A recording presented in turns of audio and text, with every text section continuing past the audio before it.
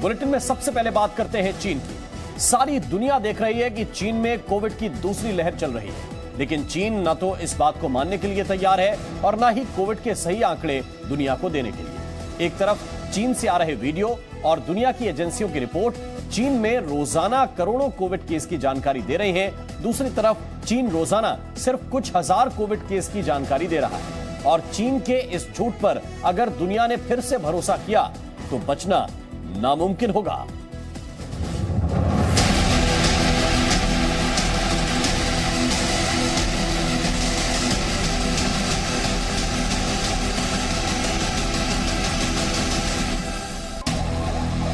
चीन इस वक्त कोरोना की ऐसी लहर का सामना कर रहा है जैसी दुनिया के किसी देश ने नहीं देखी।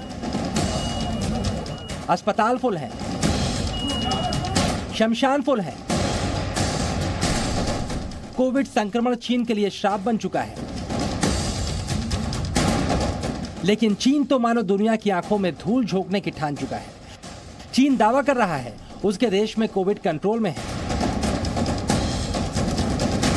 लेकिन सच्चाई यह है कि चीन ने अपने देश में अचानक से जीरो कोविड नीति खत्म करके अपने लोगों का सीधे कोरोना से इनकाउंटर करवा दिया, जिसके बाद कोरोना बेलगाम हो गया।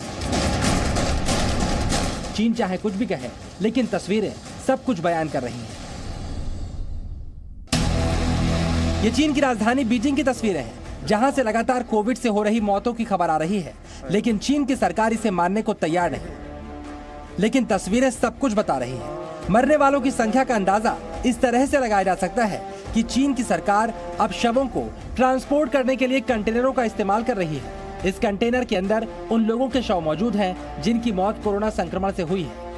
इस तरह के एक दो नहीं, पूरे 10 कंटेनर लाए गए हैं जिसमें कोरोना पेशेंट के शव हैं, लेकिन इन्हें अंतिम संस्कार कब नसीब होगा इसका पता नहीं चल पा रहा। बीजिंग में अंतिम संस्कार के लिए लगी लाइनों को समझने के लिए आप इस वीडियो को देखिए।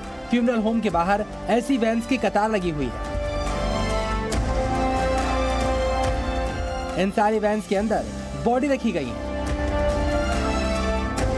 इनमें से कुछ गाड़ियां तो 24 घंटे से भी ज्यादा वक्त से यहां पर खड़ी हुई है, लेकिन उनका नंबर अब तक नहीं आया।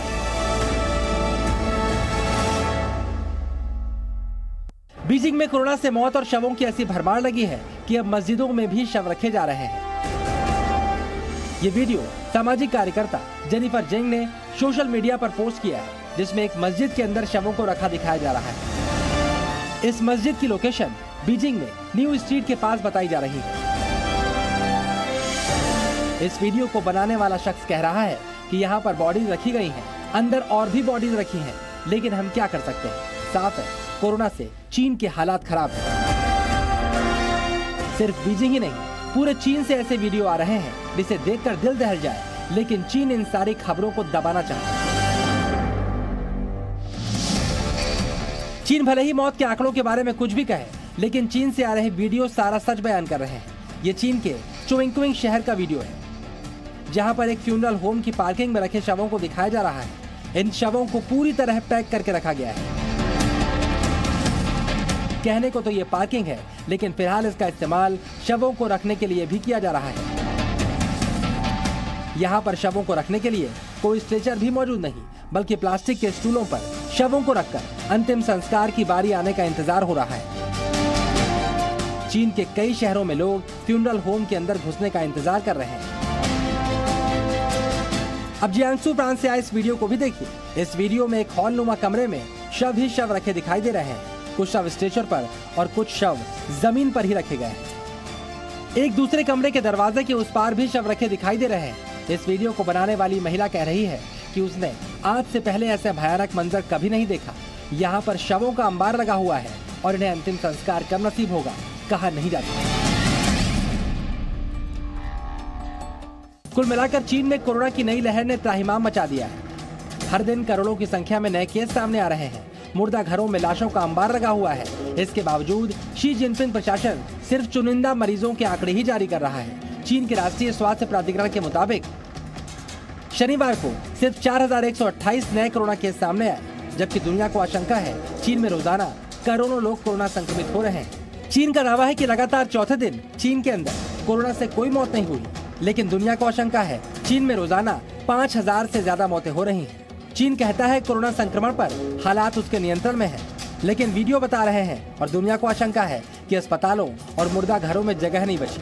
चीन कहता है कि जरूरत पड़ी तो सेना की मदद लेने को भी तैयार है, लेकिन दुनिया को आशंका है कि चीन के कोरोना इंतजाम पूरी तरह से फ्लॉप हो चुके हैं।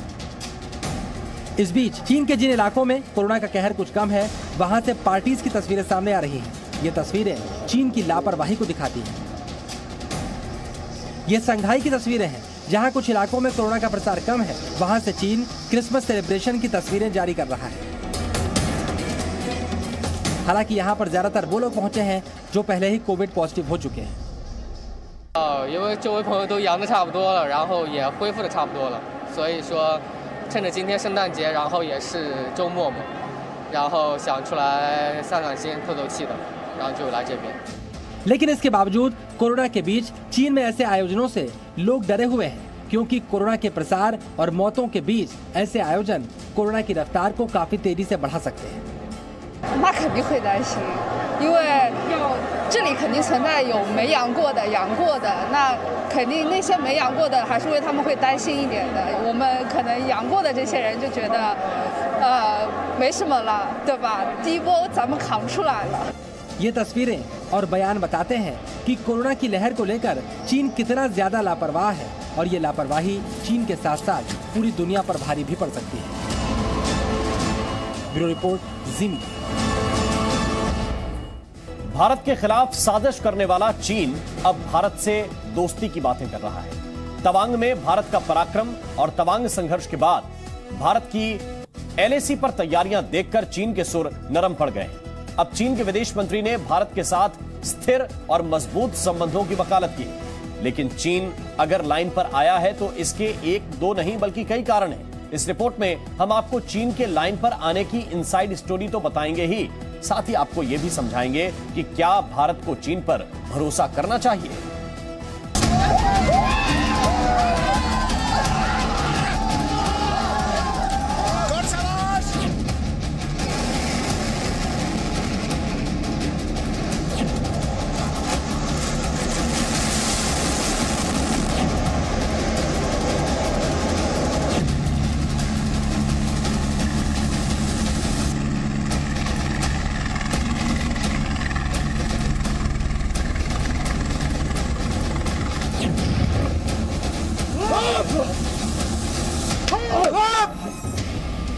भारत के खिलाफ एलएसी पर साजिश करना और फिर पिटकर वापस भाग जाना आजकल चीन की आदत बन चुकी है। लेकिन तवांग की पिटाई के बाद चीन को समझ में आ चुका है कि भारतीय सेना से एलएसी पर उलझना उसकी सेना की सेहत के लिए ठीक है। इसीलिए चीन ने अपने सुर बदल दिए।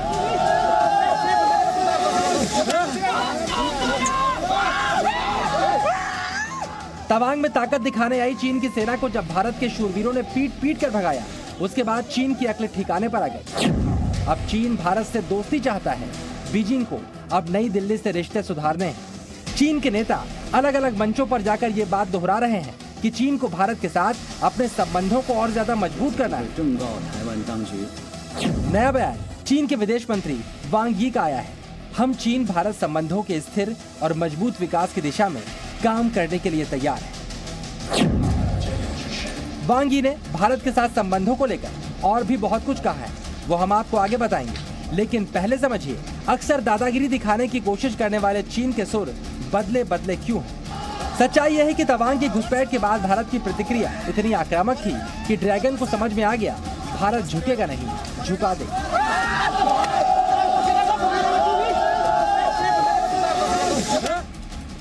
भारतीय सैनिकों ने सबसे पहले चीन को ऑन स्पॉट तवांग में सबक सिखा दिया। फिर सबसे घातक लड़ाकू विमानों के साथ एलएसी के पास नॉर्थ ईस्ट के आसमान में भीषण युद्धाभ्यास करके अपनी तैयारियों को दिखाया। इसके अलावा मित्र देशों के साथ भी आजकल भारत एलएसी पर ही युद्धाभ्यास कर रहा है। नए साल में एक और बड़ी खबर आई जिसने चीन को जरूर हताश किया होगा। ये खबर है भारत और रूस की दोस्ती के नए प्रतीक बने दुनिया के सबसे घातक एयर डिफेंस सिस्टम में शुमार S-400 की तीसरी बैटरी और उसकी तैनाती से जुड़ी। चाहे गलवान हो तो तवांग हो, मैं स्वयं ही पहले कल्पना नहीं कर सकता था कि क्या इस प्रकार का करिश्मा हमारी सेना कर सकती है। जितने ही प्रशंसा की जाए वह कम है। चलिए अब हम आपको विस्तार से बताते हैं एलएसी पर भारत की रक्षा तैयारियों से जुड़ी एक और बड़ी खबर जिसने चीन की चिंता बढ़ा दी।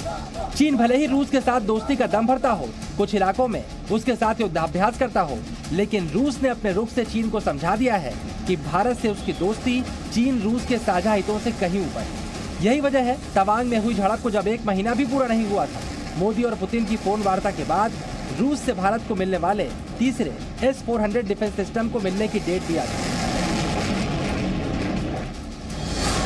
S-400 मिसाइल डिफेंस सिस्टम की तीसरी बैटरी की सप्लाई अगले साल जनवरी-फरवरी से शुरू हो जाएगी। भारतीय वायुसेना के 8 मेंबर्स की एक टीम रूस में इस मिसाइल सिस्टम की ट्रेनिंग भी ले चुकी है।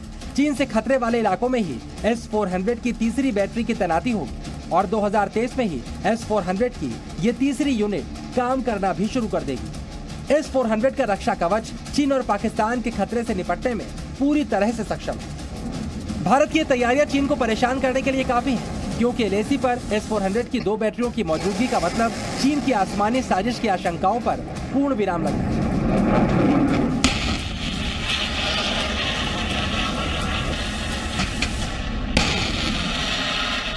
चाइना का भी जितने भी एयरफील्ड हैं 400 किलोमीटर की रेंज के अंदर, डिपेंडिंग ऑन कहाँ पे इसको लगाया है, हम उनको पहले ही पकड़ के बर्बाद कर सकते हैं। ऐसे में हिंदुस्तान को बहुत फ़ायदा होगा। हमने 5 सिस्टम्स के लिए डील साइन की है और ये 5 जो है हमको बड़े पैमाने पर चाइना और पाकिस्तान दोनों के से बचाएंगे। लेकिन चीन के दोस्ती वाले राग की सिर्फ इतनी ही वजह नहीं है। भारत की नीति चीन की साजिशों के खिलाफ आक्रामक है और इसीलिए मित्र देशों के साथ एलएसी के पास युद्धाभ्यास करके भी भारत चीन को कड़ा संदेश दे रहा है। भारत और अमेरिका के बीच एलएसी के नजदीक उत्तराखंड के पौड़ी में हुए युद्धाभ्यास और चीन की बेचैनी बढ़ाने वाली तस्वीरें आपको याद ही होंगी। तब चीन ने अमेरिका भारत के एलएसी के पास एक्सरसाइज पर ऐतराज भी जाहिर किया था, लेकिन तवांग में चीनी साजिश के नाकाम होने के बाद एलएसी के पास ही मेघालय के शिलांग में भी भारत और कजाकिस्तान की सेनाएं अपना दम दिखा रही हैं। इन तस्वीरों को देखिए। भारत और कजाकिस्तान की सेनाएं मिलकर एलएसी के पास दुश्मनों को ठिकाने लगाने का अभ्यास कर रही हैं। 28 अगस्त तक चलने वाले इस युद्धाभ्यास के दौरान भारत और कजाकिस्तान के सैनिकों की आधुनिक राइफलें भी गरज रही हैं। दोनों देशों के सैनिक हेलीकॉप्टरों से दुश्मन के इलाकों तक पहुंचकर उनको ठिकाने लगाने का अभ्यास भी कर रहे हैं।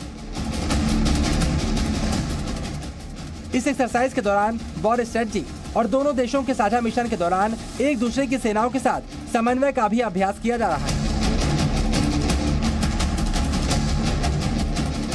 और एलएसी पर भारतीय सैनिकों के फेवरेट यानी हाथ पैर की लड़ाई में दुश्मनों की हड्डियां तोड़ने के कौशल की परख और प्रैक्टिस भी इस वॉर एक्सरसाइज में की जा रही है और ये तस्वीरें हमेशा चीन को परेशान करने वाली होती है।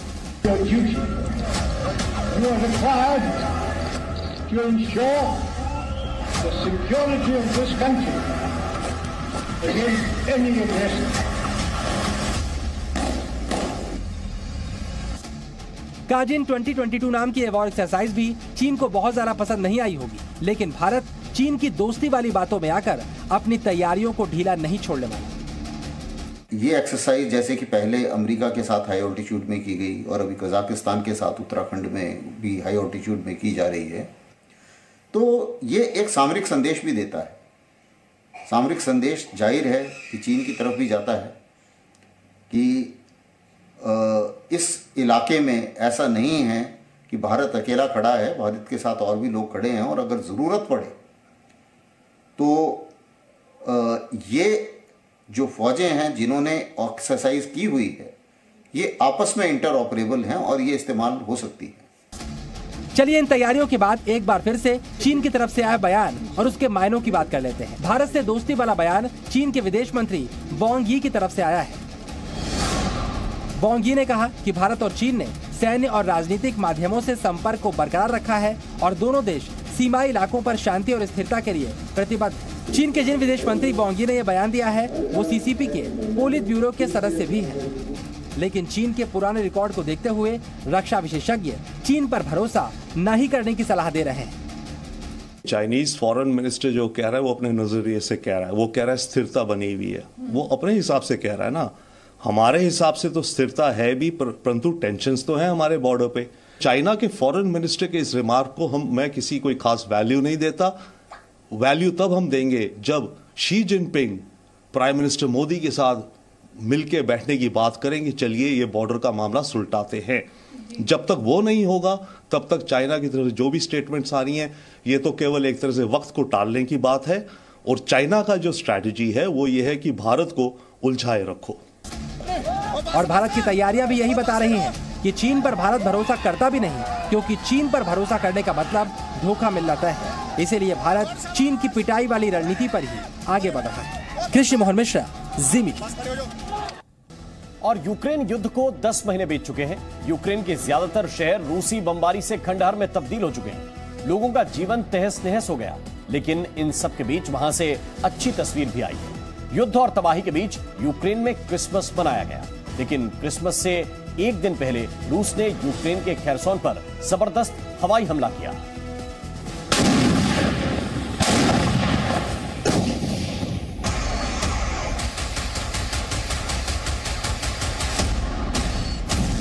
ठीक 304 दिन पहले रूस ने यूक्रेन पर हमला किया था। पुतिन ने यूक्रेन की खुशियां छीन ली थी।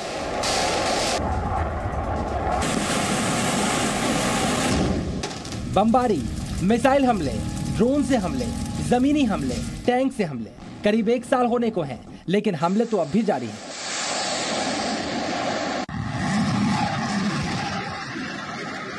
रूस ने क्रिसमस के त्योहार पर भी यूक्रेन को बख्शा नहीं।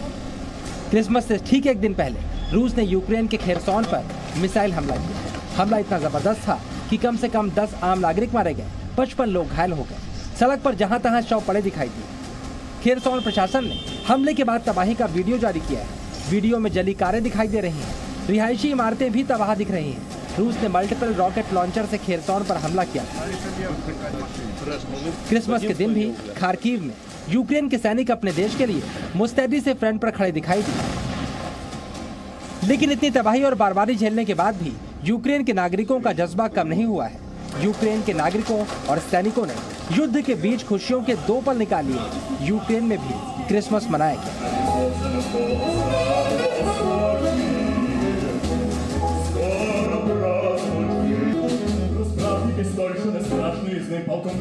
यूक्रेन की राजधानी कीव में क्रिसमस के मौके पर कॉन्सर्ट का आयोजन किया गया।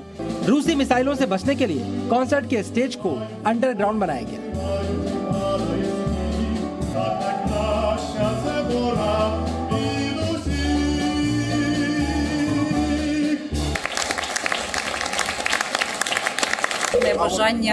Це бажання нашої перемоги.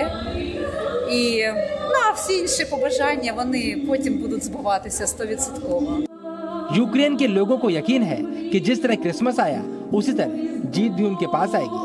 Нашого глядача, якому треба нагадати, що все ж таки Різдво настане в будь-якому випадку. कीव में ऑर्थोडॉक्स ईसाई बार-बार परंपरा तोड़कर क्रिसमस मनाते दिखे। दरअसल यहाँ जूलियन कैलेंडर के मुताबिक 7 जनवरी को क्रिसमस डे सेलिब्रेट करने की परंपरा रही है। इस बार का क्रिसमस इसलिए भी खास है क्योंकि ये युद्ध के माहौल में मनाया जा रहा है। पुतिन की सेना के हमले के बाद यूक्रेन के लोगों का रूस से भरोसा टूटा है, इसलिए इस बार वो दुनिया के साथ कदमताल करना चाहते हैं। Будемо святкувати Різдво 25-го, ну і от зараз будемо йти додому і приступати до Святої Вечері. यूक्रेनी लोग रूस से दूरी और पश्चिमी देशों से नजदीकी बनाना चाहते हैं, इसीलिए इस बार ऑर्थोडॉक्स ईसाई परंपरा तोड़कर क्रिसमस मनाया जा रहा है। यूक्रेन के आम नागरिक ही नहीं, फ्रंट पर लड़ रहे सैनिकों ने भी अपने तरीके से क्रिसमस मनाया। फायरिंग और बमबारी के बीच सैनिकों ने बंकर में ही क्रिसमस को सेलिब्रेट किया। यूक्रेन के बाखमुत में फ्रंट पोस्ट पर सैनिकों ने एक क्रिसमस ट्री भी बनाया। इस दौरान दूर से बमबारी की आवाज भी आती रही। Різдво на війні – це Різдво. Свято повинно бути святом, незважаючи на будь-які обставини, які зараз в нас проходять.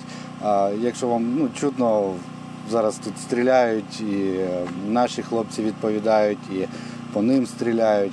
Але все ж таки... Скажу, как ялинка появилась. У нас, показывать не буду, конечно, рядом недалеко у нас есть автозаправочная станция. Ее разбомбили. Мы шли. Когда это было? Месяц назад. Смотрим, лежит ялинка. Забрали ее. и все пронесли сюда, потому что будет. Ну зачем портить? Настоящее все из пластмассы. इस दौरान सैनिकों ने खाना भी बनाया। पोस्ट पर ही बैठकर खाने का लुत्फ भी उठाया। बाखमुत की 80,000 की आबादी है। फरवरी में यहाँ रूस ने हमला किया था। वहीं खार्किव में बॉर्डर की रक्षा कर रहे यूक्रेनी सैनिकों के बीच मिलिट्री के पादरी भी पहुंचे। उन्होंने सैनिकों को क्रिसमस की बधाई दी और क्रिसमस के मैसेज भी दिए। यही नहीं, खार्किव थिएटर ग्रुप के कलाकार भी फ्रंट पर पहुंचे और अपनी परफॉर्मेंस से सैनिकों को थोड़ी खुशी देने की कोशिश की।